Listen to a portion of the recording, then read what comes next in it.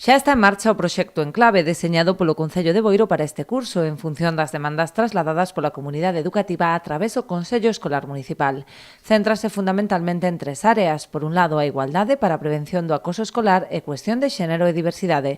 Outros programas poñen o foco na educación e prevención incidindo no manexo das emocións, mentres que a saúde e o benestar ocupan un lugar destacado no proxecto, con programas sobre saúde mental, trastornos de conduta alimentaria, hixiene bucodental e avaliación optométrica. En esta área desenvolves un proxecto de prevención de acoso escolar e un proxecto en canto a un programa relacionado con temas de xénero e diversidade. Na segunda grande área, que é a de educación e prevención, temos a desenvolver un programa de educación emocional, un de roteiros educativos para que os nenos e as nenas coñezan os espazos ambientais, culturais e patrimoniais da súa contorna. E temos tamén, como novidade, nesta área, unhas axudas ás AMPAs e ás familias.